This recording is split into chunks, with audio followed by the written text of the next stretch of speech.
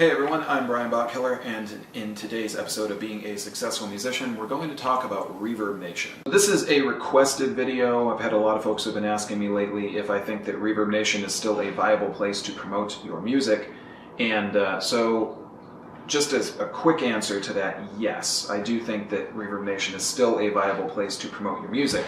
Now, if you don't know what Reverbnation is, you can check it out, reverbnation.com. It's definitely still active in this day and age. It's been around for a while, since basically the MySpace days, so it goes back quite a while right now, and it's essentially kind of the same as MySpace in a lot of ways. It's a social media network, a social network for music and musicians, and it's got some failing points, it's got some winning points, and I'll just go through those real quickly as I talk about it here. But the difference between Reverbnation and MySpace is, well, of course, Reverbnation I think is being used more than MySpace now for the most part, and Reverbnation has promotional tools built into it as well. So you can use those tools to be able to promote your music, things like that. So it is free to join Reverbnation, and it's free to upload a certain amount of music to Reverbnation. There is a Reverbnation Pro account that you can get, and that gives you access to some additional promotional services and options that the website offers. But just using Reverbnation, you can upload your music, create a profile for yourself, your band, whatever that may be. You can then, of course, promote your music, get people to come and listen to your music on Reverbnation.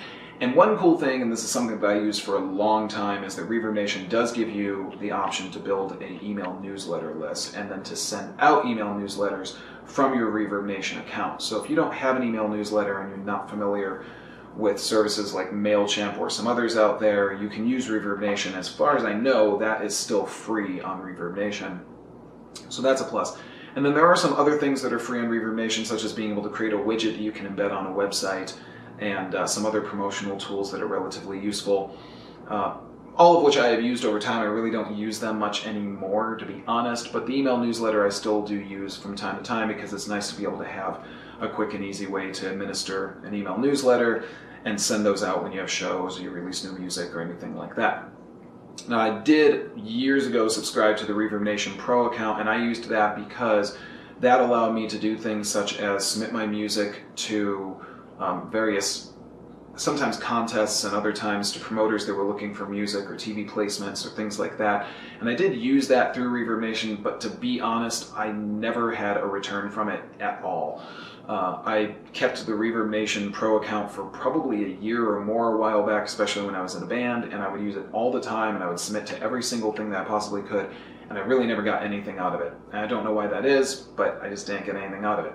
So I don't know that I necessarily consider Reverbnation Pro to be worth your time, if I'm being honest. I think that Reverbnation, just as a standard website for promoting your music, is great. Would I continue to pay for the Reverbnation Pro account? Probably not, unless you find that you need some of the services that they offer, which another one that can be useful to some folks is that you can get a website through Reverbnation, a specific website for your band, not just a page on Reverbnation, but an actual website. So if you need a website, that could be a really good way to do it. And some of the other promotional services, getting your music out to, as I say, bookers, promoters, things like that, that could be useful. I just never saw a return on it. So overall, yes, I think that Reverbnation is still a viable service. I would not put it on par with Bandcamp, unfortunately, because Bandcamp is just more streamlined, and you don't have to dive into the Bandcamp Pro account unless you really want it.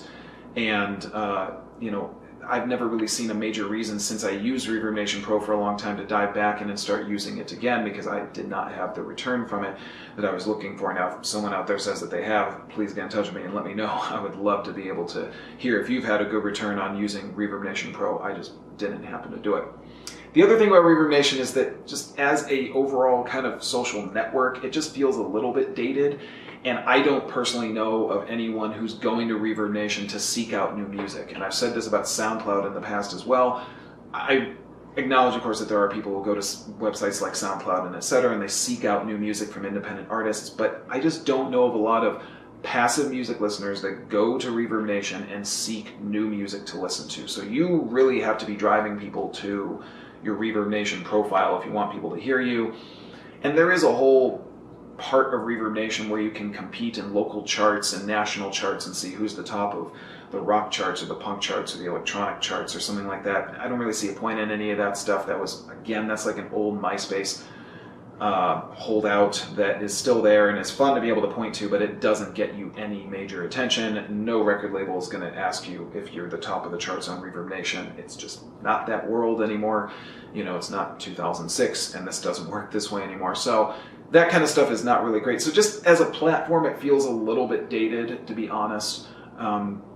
And I don't know of a lot of passive, you know, just regular everyday music listeners who are going to Reverbnation and seeking out new music. So if that is kind of your thing and you're looking for new listeners, which you should be, Reverbnation is not going to replace all the other things that we've talked about: Spotify, Bandcamp, SoundCloud, Facebook, of course, and everything like that. It's not going to replace any of that. It's just really a good add-on, just the same as all of those services. Get your music onto literally everything that you can, because the more locations that you have your music uploaded and able to be streamed, the more chances that someone's going to find you, listen to you, take an interest, and maybe buy some of your material.